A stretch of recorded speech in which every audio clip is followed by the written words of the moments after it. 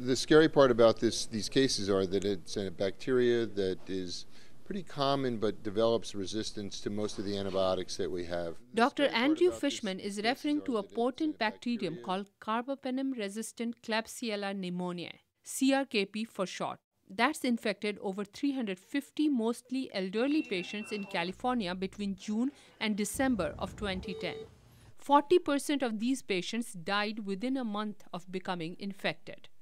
The germ in this case is resistant not only to the antibiotic carbapenem but to all other available antimicrobial drugs. This strain of superbug has been reported in 35 states in the United States, but it's also caused infections in Argentina and Brazil, 15 of them fatal. And it's just one of a growing number of dangerous bacteria that are proving resistant to mankind's arsenal of antibiotic drugs.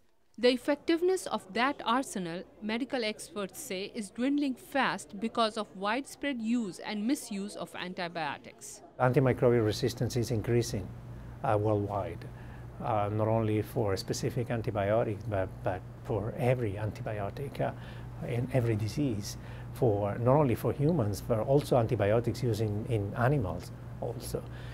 When you talk about TB, malaria, HIV, but also diseases like pneumonia, diarrheal diseases, there is antimicrobial resistance all across the spectrum.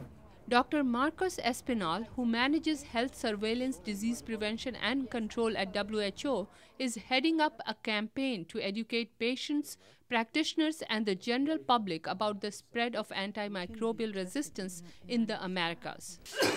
Underscoring the seriousness of the problem not just in the Americas but around the globe, the World Health Organization has made antimicrobial resistance the theme of this year's World Health Day observance on April 7th. The WHO wants the international community to step up efforts to identify and combat these dangerous new superbugs. The message is alarming. Even the most powerful antibiotics may fail against these superbug strains. Hospitals are the most common breeding grounds of superbugs, but they can spread quickly within community settings as well. Dr. Espinal says many a times infections go undetected because more sophisticated techniques are needed to detect these potentially deadly superbugs. Sometimes they are happening and we're not detecting them. There is always the underreporting issue that is very common in resource-limited countries. That is, they don't have all the necessary tools and type of laboratories required to do that. In today's interconnected world, with millions of travelers jetting every day to all corners of the globe, bacteria can be spread faster than ever.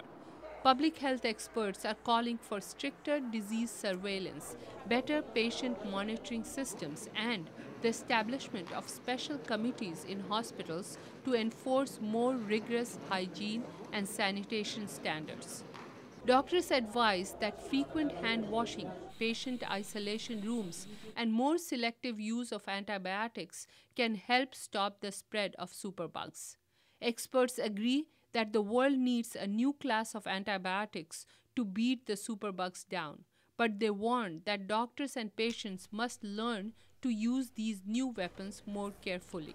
Developing new antibiotics will also require developing of new microbiological techniques to detect antimicrobial resistance to those new antibiotics. So it's a multi-purpose initiative.